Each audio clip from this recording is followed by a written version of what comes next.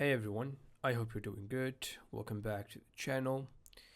Today we're going to carry on with the topic of semantics, more precisely, how humans communicate meaning through language and signs.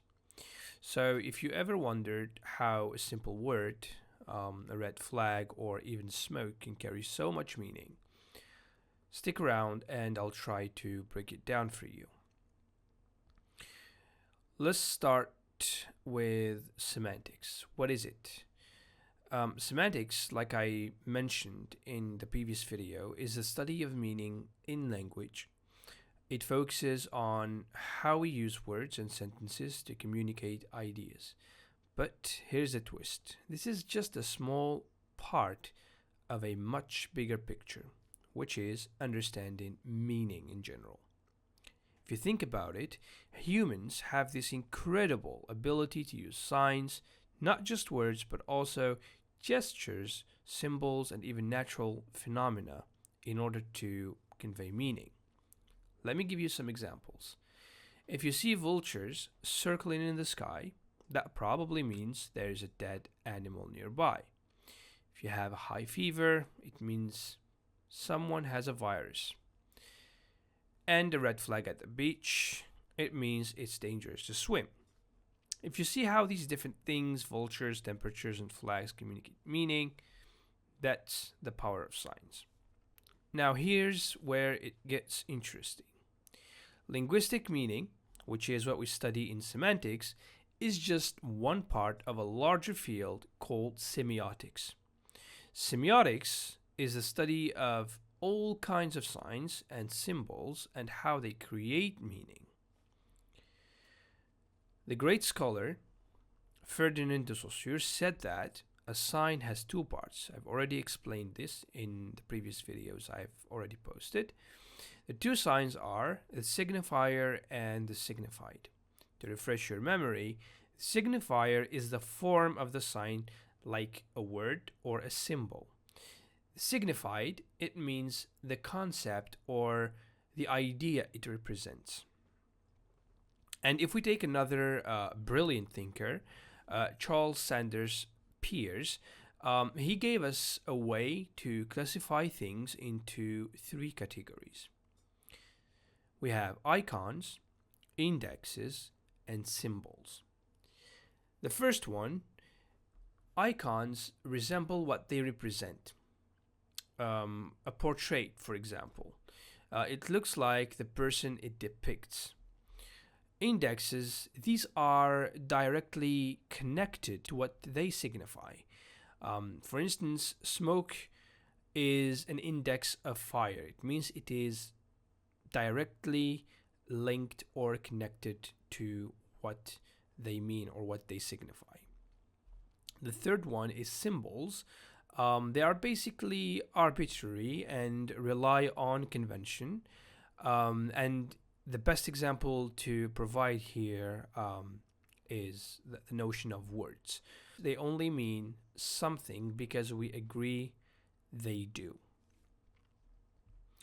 Now, here's the coolest part. Language is humanity's most advanced science system. It allows us to express complex ideas, emotions, and even abstract concepts, while other signs like traffic signals, if you want gestures, they're useful, but language takes communication to the next level. To sum up, semantics helps us understand the meaning in language, while semiotics explores all the ways humans use signs to communicate. Together, they show us how we make sense of the world around us. The next part of the video is going to be about the three challenges in understanding semantic meaning. So, to start with, what do we mean by semantic analysis? Semantic analysis is all about understanding how we, as speakers, know what words and sentences mean. For example, if I say, the dog is barking, you instantly understand it because you know the meaning of dog and barking. It sounds simple, right? But when linguists try to dig deeper into how this knowledge works, they run into some surprising challenges. We can talk about them. We have three challenges in doing semantics. The first one is called circularity. The first problem is, how do we define a word without using other words? Let's take another example. Let's use the word ferret. If you look it up in a dictionary, it might say a domesticated albino variety of the polecat. But now you need to know what domesticated means, or polecat also. So you look those up too, and guess what? Each definition leads to more words to define. It's like an endless loop. So this is the major problem. So the question is, can we ever break out of this cycle to truly define a word? Or are we always stuck using words to explain other words? The second challenge is about how meanings are. So we can call this challenge the exactness of meaning. So words mean different things to different people based on their knowledge, right? For example, if I say whale, you might know it as a mammal. But what if someone thinks a whale is a type of fish? Does the meaning of whale change between us? And ask yourselves another question. Whose understanding of a word should we use as the standard? Should it be everyday speakers, scientific experts, or maybe dictionary writers? Trying to figure this out is a huge challenge for semantics. The third and the final challenge is called contextual meaning. This means the same words can mean completely different things depending on where, when, and how they're used. For example, if someone says marvelous weather you have here in Ireland, it's probably sarcastic if it's raining, but it can be sincere if it's sunny.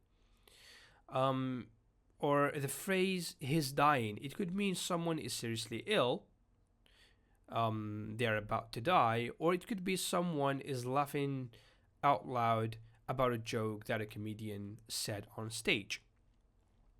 So these challenges, circularity, varying knowledge, and context, show us why the simple idea of defining words to understand language doesn't work.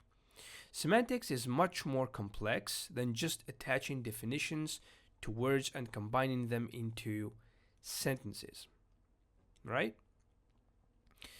Now we can also ask the question, how do semantics deal with these problems? I'm here to tell you they've come up with some fascinating strategies, but I'll let you judge these solutions.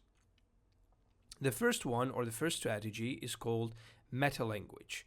One idea is to create a simple language to describe meanings, which is called a meta-language. You can think of it as a neutral, scientific way to define words without relying on the biases of any specific natural language. But not everyone agrees this is possible. Some might argue it's better to use ordinary language for semantic analysis. The second strategy, balancing knowledge. It is a strategy to decide how much word knowledge should be part of semantics. For instance, when you hear the word whale, do you really need to know it's a mammal? Or is it enough to know it's a large sea animal? Semanticists debate where to draw the line between linguistic knowledge, which is about word meanings, and encyclopedic knowledge, which is about facts. The third strategy, or the third solution, separating context. Finally, we can say that semanticists, they try to separate literal meanings from contextual meanings, right? So, literal meaning is the basic dictionary definition of a word or a sentence. Contextual meaning, on the other hand, is how the meaning changes based on the situation. So, this is where a field called pragmatics comes in, because pragmatics studies how we use context to understand meaning. Like when it's getting late, the phrase it's getting late at a party really means let's leave. So, this is pragmatics. To round off, semantics is not just about defining words, it's about navigating circularity, different levels of knowledge, and infinite contexts. So these challenges make studying meaning both difficult and also exciting. If you enjoyed this explanation, hit the like button, subscribe if it's not already done, and also, if you have any kind of question, feel free to ask them in the comments below or message me on Facebook.